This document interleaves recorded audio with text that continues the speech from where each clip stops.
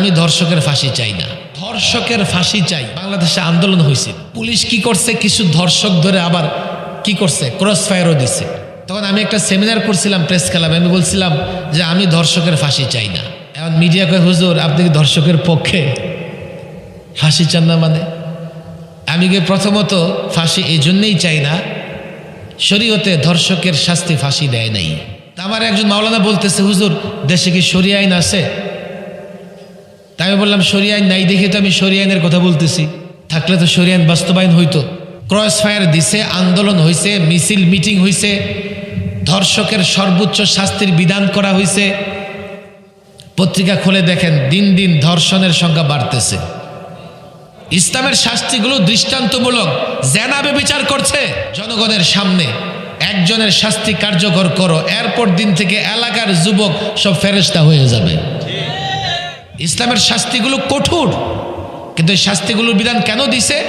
যাতে মানুষ অপরাধের দিকে ধাবিত না হয়। আরে বাংলাদেশে আর কি শাস্তি?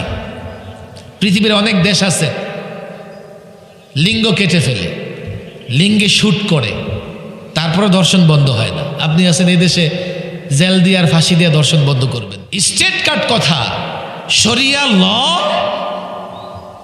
ক্ষমতায় যেতে চাও বা ক্ষমতায় থাকো, শরিয়া লকে অস্বীকার করে ইমান হেফাজত করা যাবে না।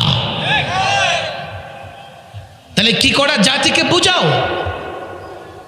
শরিয়া লয়ের উদ্দেশ্য হচ্ছে অপরাধ, ভালো করে বুঝবেন, মানুষ যাতে অপরাধ থেকে দূরে থাকে, এই জন্য শাস্তি দৃষ্টান্তমূলক লাগবে।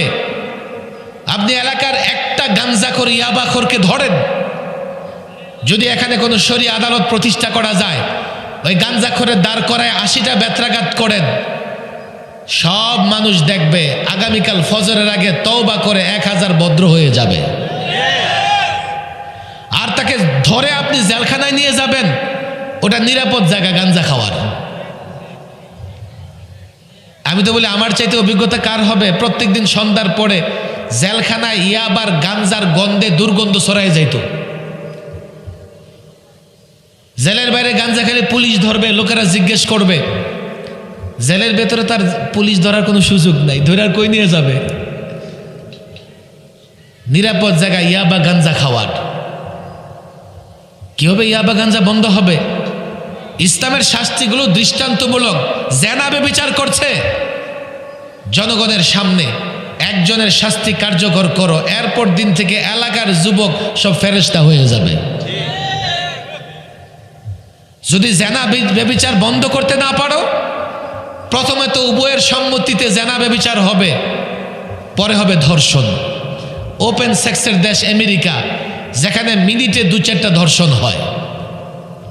কে বলেছে যে নারী পুরুষ অবাধ মেলামেশা করলে ধর্ষণ হবে না? বরং শয়তান তো এমন, যেখানে নারী পুরুষ ফ্রি হয়ে যাবে সেখানে সমকামী শুরু হয়ে যাবে, যেখানে সমকামিতা ফ্রি হয়ে যাবে সেখানে ধর্ষণ শুরু হয়ে যাবে। যখন আমেরিকাতে এগুলো হচ্ছে। ইসলামের শাস্তিগুলো কঠোর, কিন্তু এই শাস্তিগুলোর বিধান কেন দিছে? যাতে মানুষ অপরাধের দিকে ধাবিত না হয়। মাদ্রাসার ছাত্রদের আমি বলি, দেখো এখানে যুবকরাও আছে, ইসলামের এক একটা শাস্তি তুমি সামনে রাখো, আর প্রচলিত শাস্তিগুলো সামনে রাখো, তুলনা করে করে জাতিকে বুঝাইয়া দাও। আমি লাস্ট কথা বলি, আমার হাতে সময় খুব কম। 5 বছর আগে ধর্ষকের ফাঁসি চাই বাংলাদেশে আন্দোলন হয়েছিল, মনে আছে আপনাদের? কার ফাঁসি চাই? আমাদের হুজুররাও আন্দোলন করছে রাজপথে নেইমা। পুলিশ কি করছে, কিছু ধর্ষক ধরে আবার কি করছে, ক্রস ফায়ারও দিছে, আপনাদের মনে থাকার কথা। তখন আমি একটা সেমিনার করছিলাম প্রেস ক্লাবে, আমি বলছিলাম যে আমি ধর্ষকের ফাঁসি চাই না। এখন মিডিয়া কয় হুজুর আপনি কি ধর্ষকের পক্ষে, ফাঁসি চান না মানে? আমি গিয়ে প্রথমত ফাঁসি এই জন্যেই চাই না, শরীয়তে ধর্ষকের শাস্তি ফাঁসি দেয় নাই। তা আমার একজন মাওলানা বলতেছে হুজুর দেশে কি শরিয়া আইন আছে? তাই আমি বললাম শরিয়া আইন নাই দেখে তো আমি শরিয়া আইনের কথা বলতেছি, থাকলে তো শরিয়া আইন বাস্তবায়ন হইতো। ক্রস ফায়ার দিছে, আন্দোলন হয়েছে, মিছিল মিটিং হয়েছে, ধর্ষকের সর্বোচ্চ শাস্তির বিধান করা হয়েছে। পত্রিকা খুলে দেখেন, দিন দিন ধর্ষণের সংখ্যা বাড়তেছে। আরে বাংলাদেশের কি শাস্তি? পৃথিবীর অনেক দেশ আছে লিঙ্গ কেটে ফেলে, লিঙ্গে শুট করে, তারপরে ধর্ষণ বন্ধ হয় না। আপনি আছেন এই দেশে জেল দিয়ে আর ফাঁসি দিয়ে ধর্ষণ বন্ধ করবেন। তাহলে হুজুর কি করা? আমি বললাম তোমরা একটু শরিয়া আইনটা দেখো, শরিয়া আইনে কি বলা আছে। আমি তখন গভর্নমেন্টকে প্রস্তাব করছিলাম, প্রচলিত বিচার ব্যবস্থায় শুধুমাত্র ধর্ষক ধর্ষিতার উপর জুলুম করে এমন না, রাষ্ট্র ধর্ষিতার উপরে জুলুম করে। শুধু রাষ্ট্র না, মিডিয়াও ধর্ষিতার উপরে জুলুম করে। কিভাবে? আচ্ছা, একটা নারী ধর্ষণের শিকার হয়েছে, মিডিয়া তার ছবি প্রচার কইরা প্রকাশ কইরা এই নারীটাকে ধ্বংস করলো না বাঁচাইল? রাষ্ট্র কি করে? রাষ্ট্র ধর্ষককে ফাঁসি দেয়, ঠিক আছে, কিন্তু ধর্ষিতা মহিলার কি অবস্থা কোনো খোঁজ খবর নেয় না। একজন মেয়ে পাশবিক নির্যাতনের শিকার হয়ে তার বিয়ে হয় না, তার ঘরে খাবার নাই, সমাজে মুখ দেখাইতে পারে না, প্রচলিত আইনে ধর্ষিতার পক্ষে কোনো কিছুই নাই। ধর্ষকের ফাঁসি দিলা, জেলখানা রাখলা, ধর্ষিতার কি হবে আমাকে বলো? তদ্রুপ প্রচলিত আইনে হত্যাকারীকে নিয়ে ফাঁসিতে ঝুলায়, কিন্তু সলিমউদ্দিন হত্যা হয়েছে, তার এতিম বাচ্চাদের কি হবে? সলিমউদ্দিন হত্যা হয়েছে, তার স্ত্রীর কি হবে? সলিমউদ্দিন হত্যা হয়েছে, তার মা বাবার কি হবে? আছে প্রচলিত আইনে। এই যুবক, আমি তো বলি দেখো, তোমরা শরিয়া ল বুঝো না, যার জন্য আমরা যখন শরিয়া লয়ের কথা বলি তোমরা মনে করো আমরা না জানি জঙ্গি হয়ে গেলাম কিনা, আমরা না জানি উগ্রবাদী হয়ে গেলাম কিনা। দুইটা এক্সাম্পল সামনে রাখো। শরীয়ত কি বলে? ধর্ষকের শাস্তি দাও, কিন্তু ধর্ষিতার খবরও রাখো। ধর্ষিতার খবর কেমনে রাখবা? ধর্ষিতার খবর কেমনে রাখবা? আদালতে যতগুলো ধর্ষণের মামলা যায়, অনেক মামলাই প্রমাণিত হয় না। প্রমাণিত না হলে ধর্ষক বেকসুর খালাস হয়ে যায়, কিন্তু পত্রিকায় আসার কারণে ধর্ষিতার মান সম্মান শেষ হয়ে যায়। একজন কাপুরুষ শুধু ধর্ষণ করে না, নারীর উপর ঝাঁপায়া পড়ে, নারীর সম্মান নষ্ট করে। এরপরে এই নারীর সঙ্গে থাকবার কারণে নারীর উপরে যে পাশবিক নির্যাতন, এ কারণে বিবাহের মাধ্যমে যেটা হালাল ছিল হারাম পন্থায় উপভোগ করার কারণে এই নারীর মূল্য কমায়া দেয় সমাজে। কেউ যখন কোন নারীকে বিয়ে করে, তার কাছে যেতে হলে মোহর আদায় করা লাগে। কেউ যদি কোনো নারীর উপরে ধর্ষণ করে নাই, ইজ্জতহানি করছে, তারও বিচার শরীয়তে আছে, কিন্তু প্রচলিত আইনে ধর্ষণ প্রমাণ হয় নাই, বাকিগুলোর খবর নাই। প্রথম কথা হলো ধর্ষিতা, ধর্ষকের সঙ্গে বিয়ে দিয়ে দাও, মোহর আদায় করে দাও। এই ধর্ষক যদি এই টাইপের হয়, তার শাস্তি নিশ্চিত হবে, বিয়ে শাদী দেওয়া যাবে না, তো আর্থিক জরিমানা করো। কেননা বিয়ে করলে নারীর সঙ্গে থাকলে তো কি করা লাগে? মোহর দেওয়া লাগে। যখন আর্থিক জরিমানা এই মেয়েটা পাবে, তার ভবিষ্যৎ জীবনে কিছুটা হলেও নিজেকে রক্ষা করতে পারবে। হত্যাকারীকে ফাঁসিতে ঝুলাই দিলা, যেই পরিবারের প্রধান ব্যক্তিটা হত্যা হইল, তার এতিম বাচ্চাদের কি করলা? তাহলে শরীয়ত, ইসলামী শরীয়ত কি বলে? আগে দেখো হত্যাকারী পেশাদার খুনি না ভালো মানুষ। দেখেন কত গল্প বলবো, আমার আজকে কথা শেষ হচ্ছে না। একজন ব্যক্তি জেলখানায় লকআপের পরে আমার গেটে এসে কান্নাকাটি করত। কি হয়েছে, কান্দো কেন? হুজুর আমি হত্যাকারী না। তো জেলে আসছো কেন? হুজুর বন্ধুদের সাথে মাঠে খেলতে গেছি, মেজাজ গরম হয়েছে, ব্যাট দিয়ে মাথায় বাড়ছি, মরে গেছি। শরীয়তে হত্যাকে ভাগ করে দেখি, কতলে আমাদ না কতলে খতা, ইচ্ছা করে হত্যা করছে না ভুল করে হত্যা করছে। শোনেন,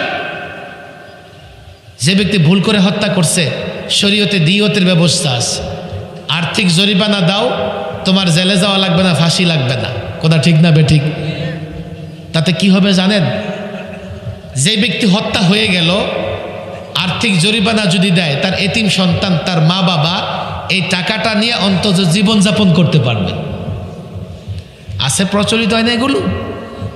হত্যাকারীকে নিয়ে মিডিয়া খুব দেখবেন প্রতিদিন হেডলাইন করে,